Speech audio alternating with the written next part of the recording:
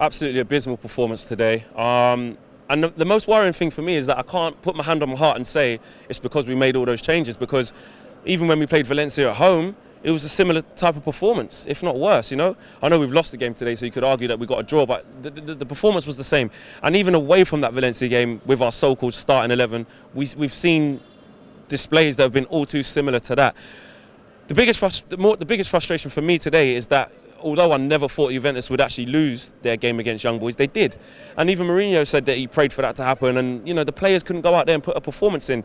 There wasn't one player today who had a good game, apart from Rashford, who when he came off the bench, and obviously he scored, a testament to him. But you know, Pogba had a terrible game, obviously should have scored that chance that was which was flagged offsides, which shouldn't have been. Lukaku, countless times giving the ball away.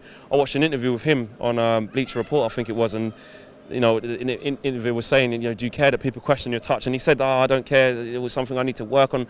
I don't see it. I don't see any improvement in his play whatsoever. He was second to the ball all the time. Fred had a disastrous game. Pereira, again, poor. Phil Jones, I mean, how many times are we going to keep coming back here and saying this guy shouldn't be playing? Look, everyone makes mistakes, I understand, but there's just far too many with Phil Jones. He just shouldn't be anywhere near the side.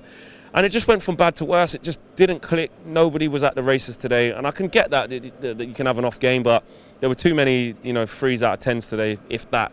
And fair play, the only bright spot was Marcus Rashford. And once he did score, you know, there was a chance that Pogba played it through to Mata, and I mean, he was unlucky. But, you know, right from the word off, it just didn't work. Where does it leave us? I mean, going into the Liverpool game, it obviously doesn't fill us with confidence, but we're so predictably unpredictable that you can see us going to, you know, Anfield and stinking up the place and getting something like a draw. You know, I wouldn't put it past us to do that. But on the other hand, you know, you wouldn't put it past us to go and get smoked. Look, today was supposed to be a nothing game, and it was a nothing game, but that level of performance and the way we lost that game was just unacceptable. I just think it was more proof that no matter what team we seem to put out, they're absolutely clueless. You know, people saying that, it was great against Fulham, we were playing attacking football. We wasn't playing great against Fulham, it was just that they were poor. Against a decent side, Valencia's second string, by the way, they made a load of changes themselves. It was so comfortable for them. They played us off the park at times, and even in the home leg, they'd done the same. They were very comfortable, looked better than us, and we didn't really create anything. So it just reiterates the fact to me that we still have no clear direction as to where we're going. You know, there were fans coming out of here today. I know you guys would have seen it in some of the fan cams, that, you know, it kicked off a little bit. There was, you know, police forces getting involved, and it was messy. And look, I don't like to see those kind of scenes, but that's what hurts me the most, the fact that it's dividing the fans. Don't get me wrong, a lot of fans are fickle, and when we win 3-0, they'll come over to the United stand and jump and shout and rave in front of the camera.